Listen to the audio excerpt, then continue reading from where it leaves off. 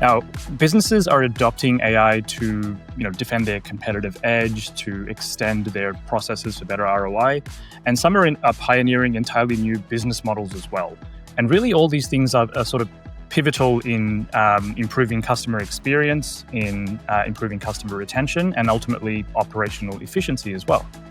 Now, there are many use cases that are being implemented by businesses today to achieve those outcomes, and new ones popping up almost on a daily basis.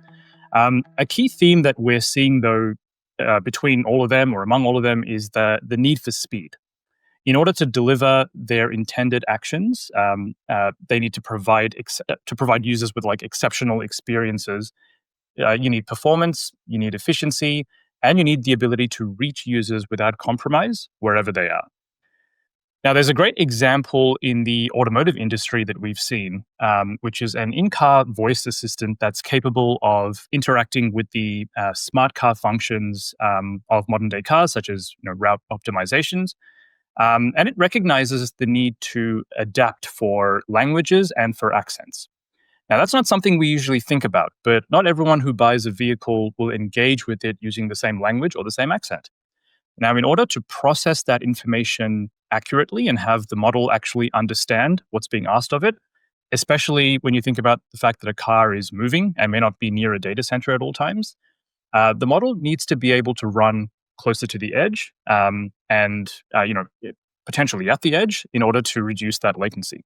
Another great example of AI in action is with one of our customers in the retail industry that has built a virtual fit room application that uses generative AI to basically facilitate try-ons of clothes. So you're able to essentially generate an image of the clothes you're trying to wear before you actually do that, or even try entirely different styles that you haven't considered. And all of that is basically generated on a virtual representation of yourself that's just captured by either your camera or cameras in store. And this is an example of an app that has been very popular. It's one of those ones that has actually delighted customers. When people see that, they're genuinely impressed with the capability of AI, and this is the sort of experience that I think a lot of businesses are working towards.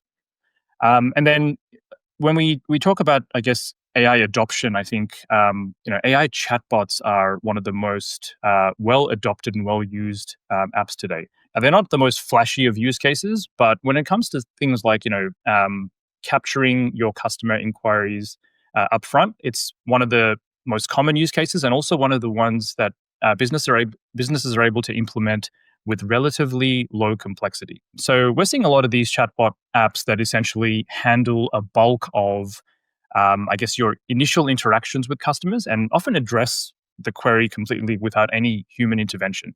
So what that ends up doing is providing a lot faster, service for your customers and improving their overall user experience.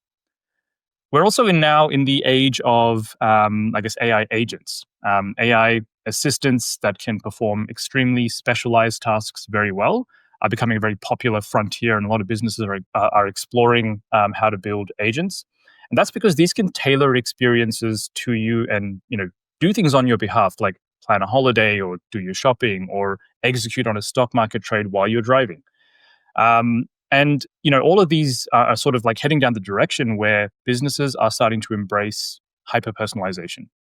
They're trying to make experiences more meaningful, and ultimately they're trying to increase lifetime customer value.